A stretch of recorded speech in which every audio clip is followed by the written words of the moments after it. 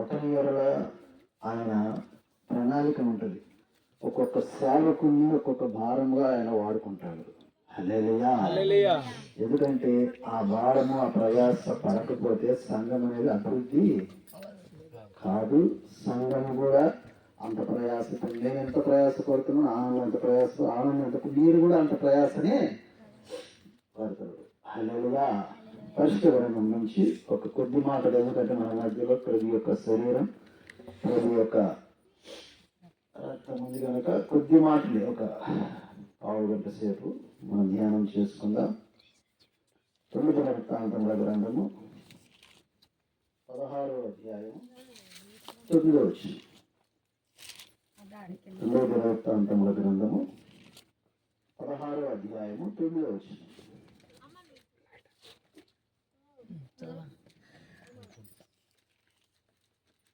తన ఎడల యథార్థ హృదయం గల వారిని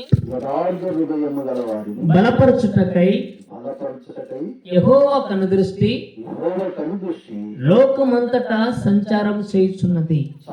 చిన్న ప్రార్థన. సర్వోన్నతుడా, కృప కలిగిన తండ్రి, ఈ దినము ప్రభు అల్పురము దీనులము ఈ సన్నిధానంలో నీ బిడ్డలకు బోధిస్తుండగా మీరు మాట్లాడి మీరు మాత్రమే మహిమ పొందుకుంటారని, మీ బిడ్డలకు కావాల్సిన ఆత్మీయమైన ఆహారమును మాకు కలగచేయమని యేసు నామములో అడిగి వేడుకుంటున్నాను మా తండ్రి. పరిశుద్ధ గ్రంథంలో ఈ మాటలు మనం చూస్తున్నప్పుడు దినం యొక్క వాక్యం యొక్క అంశము బలపరచుట.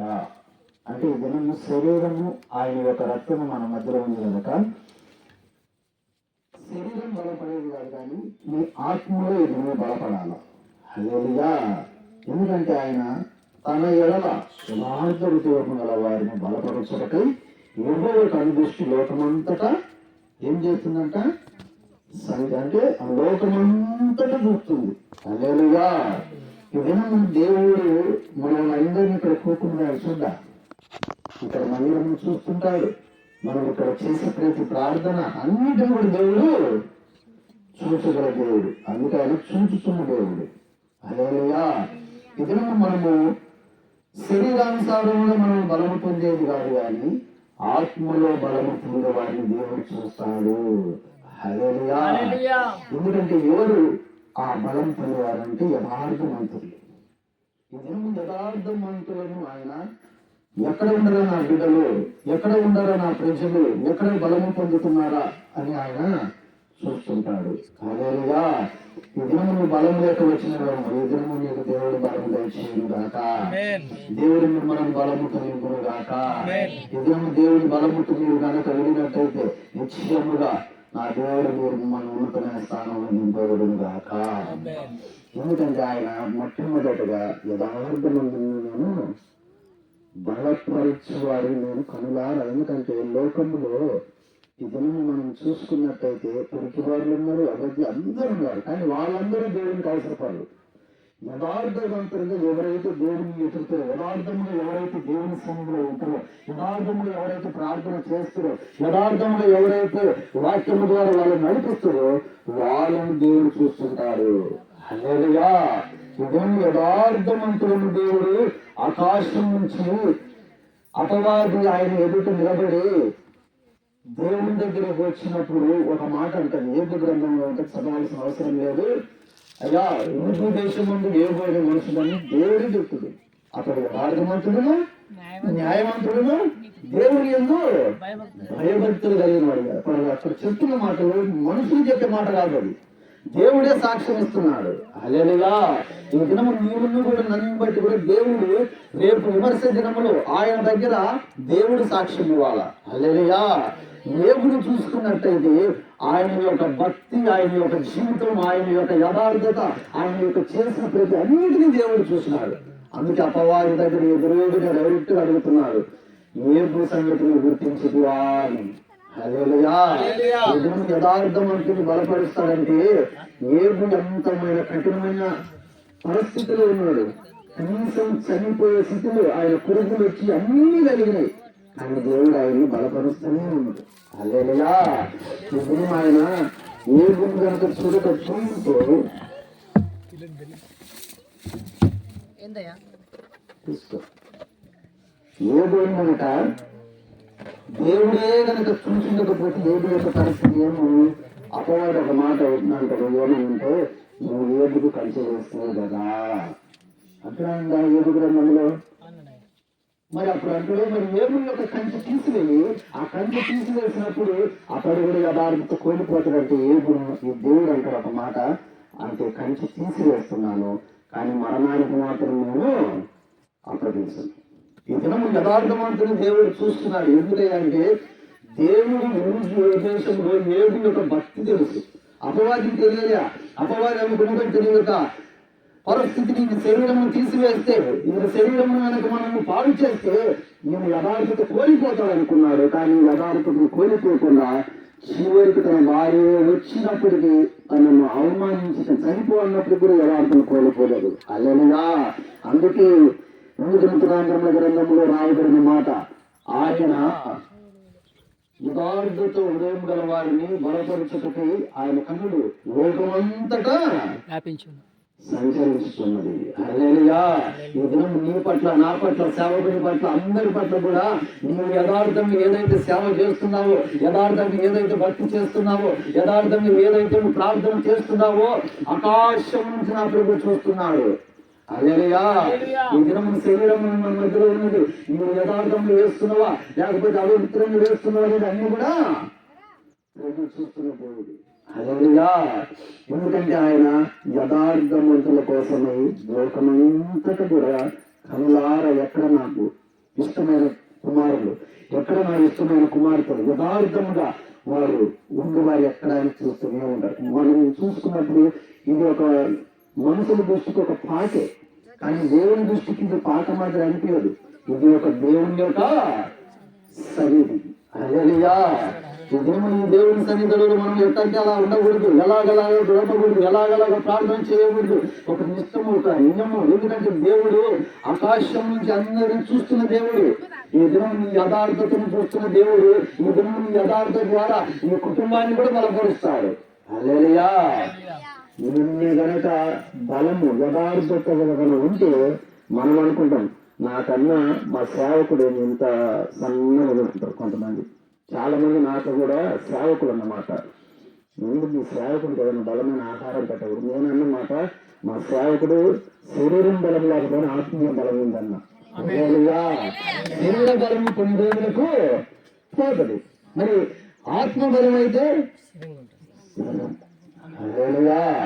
ఈ లోకంలోని బలము కాదు కావాల్సింది. ఆ బలం ఏంటంటే తింటేమో అనేకమైన చేస్తూనే వస్తాయి.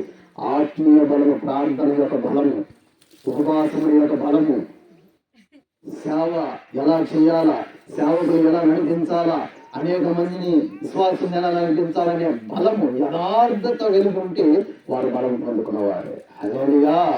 ఈ బలము మనము నీవు లోకం నుండి బలం చూడడానికి కానీ యథార్థంగా ప్రార్థన చేస్తే, యథార్థంగా దేవుని సన్నిధిలో ఉంటే నిశ్చయముగా. అందుకే ఆ యథార్థవంతుడు ఎలా ఉంటాడంటే ఆ బలం పొందిన వాడు కీర్తన గ్రంథం 15వ అధ్యాయము 1-2 వచనాలు. ఆ యథార్థవంతుడు ఎలా ఉంటుందో చూడండి. ఈ గుడారంలో అతిథిగా ఉండదగిన వాడు ఎవడు? ఈ పరిశుద్ధ పర్వతం మీద ఎవడు యథార్థమైన ప్రవర్తన కలిగి నీతిని అనుసరించుచు హృదయపూర్వకముగా నిజం పలికేవాడేవాడే. హల్లెలూయా. నీవు దేవుని సన్నిధానంలో యథార్థముగా ఉంటే మాత్రమే సరిపోదు. అక్కడ అంటున్న మాట నీవు నిజము పలకాల. ఏమన్నాడమ్మా? హృదయపూర్వకముగా నిజము పలకాల వాడే. ప్రవర్తన కలిగి నీతిని కూడా అనుసరించి ఆయన గుడారం. అంటే ఏ గుడారం అంటే ఇప్పుడైతే మన ముందు దేవుని యొక్క గుడారం. మరలా మనం రాబోయే దినాలలో దేవుడు వచ్చినప్పుడు ఆకాశము మీద మేఘాలు రాబోతున్నప్పుడు ఆయన గుడారంలో మనం చేరాలంటే నీలో యథార్థత ఉండాలా.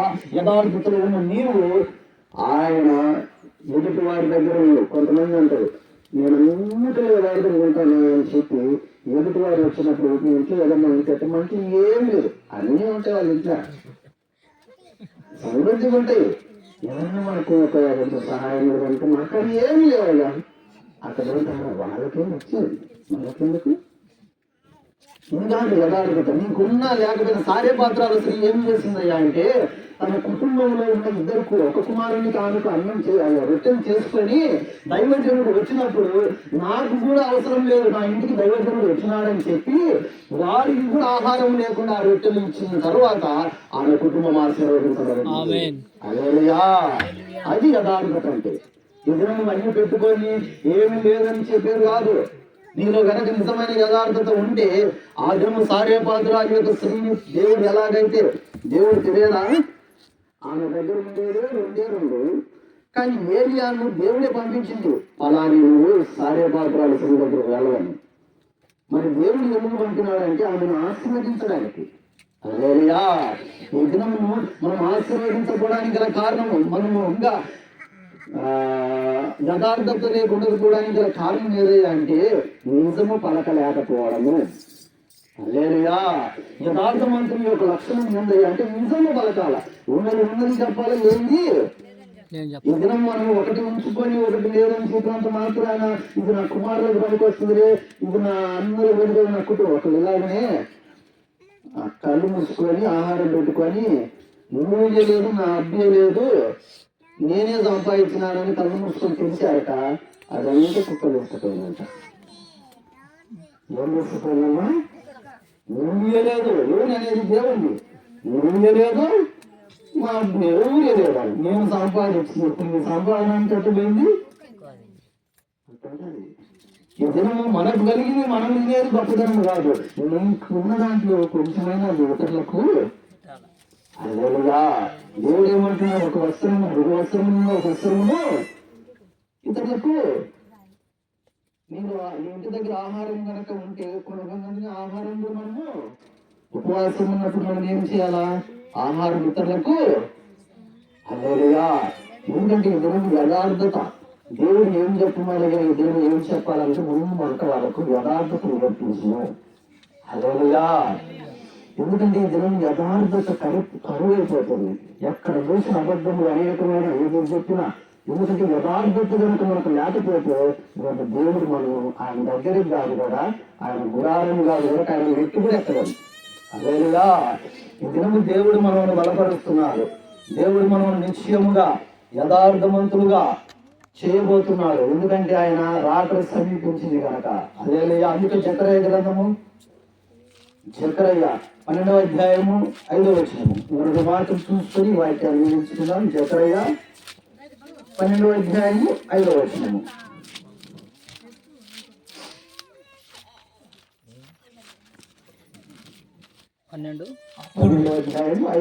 అప్పుడు యెరూషలేములోని అధికారులు యెరూషలేము నివాసులు తమ దేవుడైన యెహోవాను నమ్ముకునుట వలన మాకు బలము కలుగుతుందని తమ హృదయమందు చెప్పుకుందురు. యెరూషలేము యొక్క దేవాలయ దేవుని యొక్క సన్నిధిలోకి వచ్చినప్పుడు జనులు అక్కడ అంటున్న మాట వాటిని చూసి దేవుడి జకర్యా ద్వారా తెలియజేయమన్న మాట వారు అంటున్న మాట మాకు బలము కలుగుతున్నది. హల్లెలూయా.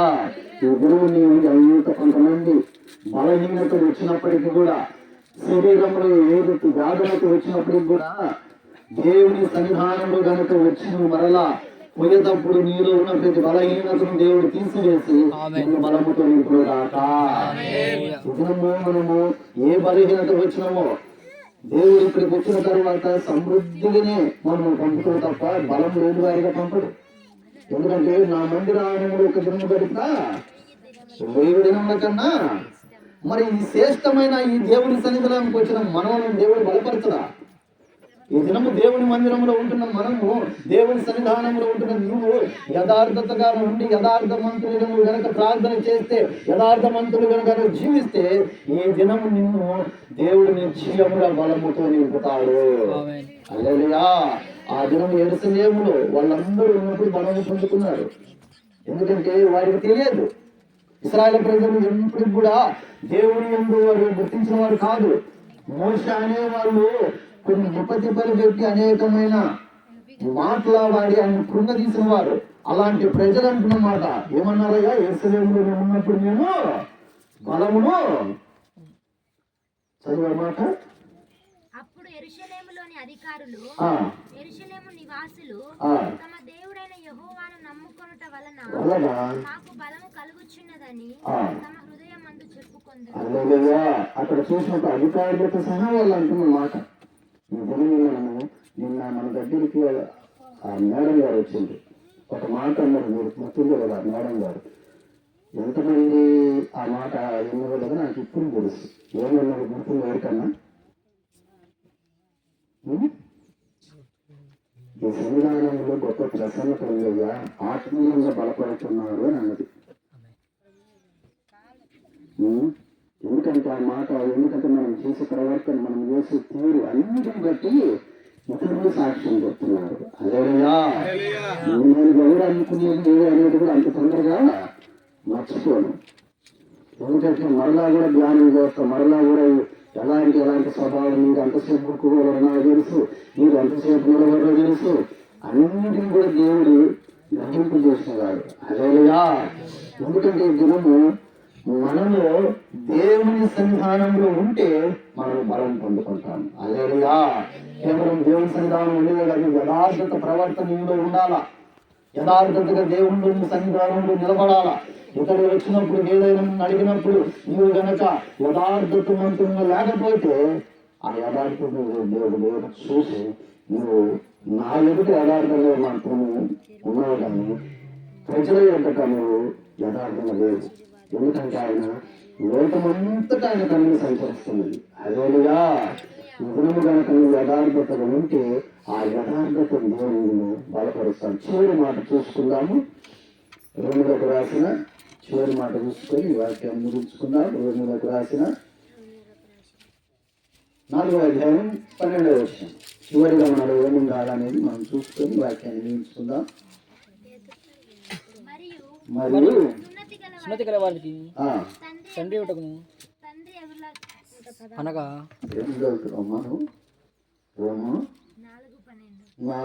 మరియు సున్నతి గల వారిని తండ్రి ఒకను 21 చదవమ్మా. 13 దేవుని మహిమపరిచి ఆయన వాగ్దానము చేసిన దానిని నెరవేర్చుటకు సమర్థుడని రూఢిగా విశ్వసించి విశ్వాసము వలన బలము నొందెను. ఎందుకంటే దేవుని ఆ మాట మరలా చదువమ్మా. దేవుని మహిమపరిచి దేవుని మొదట మనం ఏం చేస్తున్నాం, దేవుడు ఇక్కడికి వచ్చి మహిమపరుస్తున్నాం. ఆయన వాగ్దానము చేసిన దానిని నెరవేర్చుటకు సమర్థుడని రూఢిగా విశ్వసించి శ్వాసం వలన బలము నొందెను. ఇక్కడ వచ్చేటప్పుడు మనం ఉండాల్సింది ఏందయ్యా అంటే, నేను వెళ్ళేది పలాని ఆనందు దగ్గరికి కాదు, పలాని ఒక పాటలే కాదు, నిజముగా నేను విశ్వసించిన దేవుని దగ్గరికి వెళుతున్నానని నువ్వు నమ్మకంతో రావాలా. అలేలుయా. ఎందుకంటే నువ్వు వచ్చేది పలాని ఆనందం కట్టిన సంఘం లేదు, పలాని పాస్టర్ సంఘం, కోపంపాలు కట్టిన సంఘంలో కాదు, కానీ దేవుని దగ్గరికి వస్తున్నావు అని విశ్వసించాలా. అలేలుయా. రూఢిగా నువ్వు నమ్మాలా. ఎందుకంటే ఇక్కడ మనము మనుషులు నివాసం చేసే స్థలం రాజుడు, దేవుని యొక్క ప్రసన్నత, దేవుని యొక్క దైవికమైన ప్రసన్నత ఇక్కడ నివసించే స్థలం. నువ్వు ఎలా రావాలి అంటే దేవుని సన్నిధిలోకి విశ్వాసంగా రావాలా. అలేలుయా. వచ్చిన ఆడ నుంచి ఏం జరుగుతుంది, ఏం కాదు, ఇంటికాడ వాళ్ళు ఎట్ట అయిపోయిండ్రు, వీళ్ళు ఎట్ట అయిపోయిండ్రు, అవుతుందా కాదా, ఈ పాస్ వచ్చింది మాట గుర్తుగా చెప్పడా, నాకు జరుగుతుందా, అవిశ్వాసం అనేది మనలో. నువ్వు బతికినా సరే, కూకున్న చోట, నువ్వు ఉన్న చోట, ఎక్కడైనా సరే నాకు విశ్వాసంతో దేవుడు చేస్తాడు అన్న నమ్మకంతో నువ్వు దేవుడి మందిరంలోకి రావాలా. కొన్ని సంవత్సరాల తరబడి నువ్వు దేవుని సన్నిధిలోకి వచ్చి విశ్వాసం కనుక లేకపోతే నిన్ను బలపరచదు. అదేవిధంగా విశ్వాసవంతమైన ఒక ప్రార్థన, ఒక రోగిని ఈ దినం విశ్వాసం ద్వారా కనీసము ఎర్ర సముద్రము వాళ్ళందరూ మోసాన్ని పట్టుకొని, అయ్యా మమ్మల్ని ఎర్ర సముద్రంలో చంపడానికి తీసుకొచ్చినవా అక్కడనే ఐగుప్తు దేశంలో ఉండేవాడు అంటే అప్పుడు మోషే అనే దేవుడు నువ్వు కథ ఎత్తి నువ్వు చాటు విశ్వాసం చేత దేవుడు గొప్ప కార్యం చేస్తాను వాళ్ళ రహదారిగా చేసి నడిపించినాడు. అదేవిధంగా విశ్వాసం చేత అనేకమైన కార్యాలు దేవుడు చేసినాడు. ఈ దినము కనుక నువ్వు వచ్చే ఈ ప్రాంతం నువ్వు వచ్చే దేవుడి మందిరంలోకి విశ్వాసంతో కనుక నువ్వు వస్తే నేను దేవుడు బలపరుస్తాడు. హల్లెలూయా. ఎందుకంటే మొట్టమొదటి యథార్థతను ఉన్న వారిని దేవుడు బలపరుస్తాడు.